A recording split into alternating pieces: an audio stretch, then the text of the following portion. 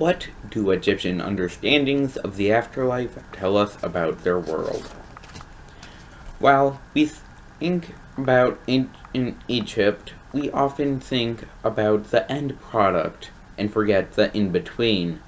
Although we often forget about the process, the Egyptian burial practice and customs associated with it are rich sources of information about the Egyptian culture.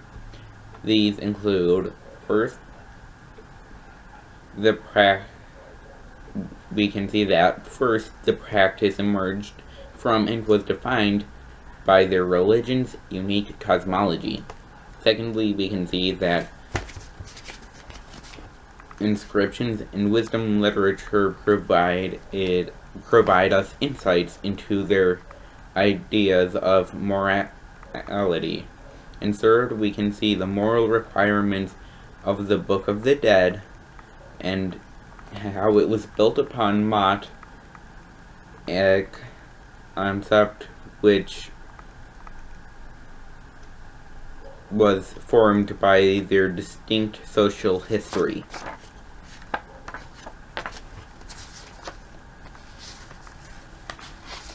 First, Egyptian cosmology.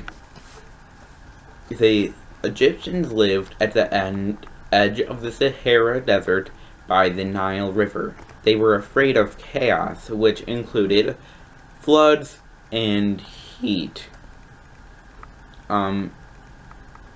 This fear led to totalitarianism and led to their social levels. Views of the afterlife reflected these views of this, and views of judgment reflected the real-life judges of the time. The moral code was rooted in obedience and duty. The first grave, as time went on, burial practices evolved too. The first graves were round with just a pot in it. The bodies were not treated or arranged. By 4000 BC, the mummifying practice had started. Mastabas grew bigger and bigger for the more affluent. But what was common among all of the buried was that they were unified by the Book of the Dead. They believed in different parts of the soul. Because of their creation story, pyramids were viewed as symbols of order and chaos. Their creation story led to Ma, which obedience to led to a good afterlife, which was in a field of reeds.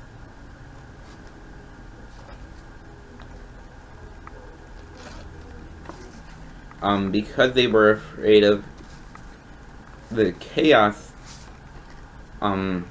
which I had already said includes floods and heat, was a huge part of their lives. Quote, "The Egyptians lived with forces they did not understand.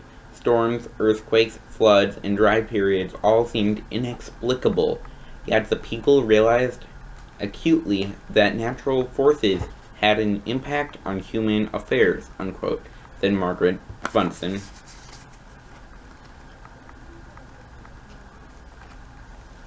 And this is the fear that led to the fear of these natural things, led to totalitarianism and their social levels. Secondly, we can see the morality and ethics from inscriptions and wisdom literature. There was never one proper guide on morality. That's why the wisdom literature is so important, which includes this quote, "Wisdom is more difficult to find than emeralds. Justice is great, unchangeable, and assured," unquote, said Ptah Hotep. But All of the wisdom literature had one common goal: final judgment. Egyptians had believed in different parts of the soul. The Ka was the life force of the body, and the living provided for it, food for it. The Ba was a bird with your head. The Ak was the part that went to heaven, which was a field of reeds. It was prepared for this journey with the opening of the mouth ceremony. This likely began as a symbolic representation of cleaning a baby's mouth at birth. It had a very specific script about purification and life. This would not happen, these ceremonies would not happen if it was a criminal. But how was this decided?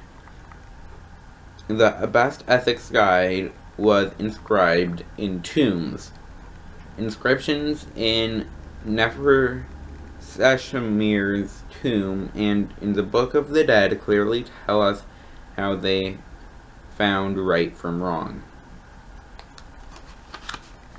And third, we can also use the implications of Ma'at as described in the Book of the Dead to understand their social hierarchy. Ma'at is a cosmic social order of the universe made by the Creator God. It is also personified as a goddess. Egyptians had an obligation to uphold it, especially through obedience to the king. The king also had to do his part. Quote, the king's primary duty was to uphold Ma'at and maintain the balance between the people and their gods, unquote, according to Joshua J. Mark. Included in this was making sure everyone below the king was well taken care of, and that all rites and rituals done were to the accepted tradition. The king determined and upheld Ma'at, thus giving the pharaoh power over your eternal destiny. We can also find that Ma'at is issued from the mouth of Ra himself, according to the Book of the Dead, which means that it was more than just a person deciding it. Instead, it was the gods themselves. Morality was also thought of as corporate rather than individual. Egyptians thought ethics and morals didn't only affect your own destiny, but your country as a whole. Funerals and inscriptions provide not only a morality idea, but also the inverse. Ma'at is often translated as good, with Isfet being the opposite, meaning sin or wrong.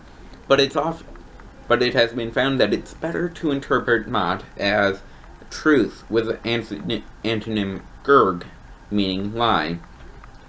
If they had no underlying concept of sin, so because they thought it was possible to live a life free of Isfet. However, it's probable that they viewed life the same as us, knowing in their own hearts they will never be truly sin-free. Later, however, the success was also subject to the will of the gods.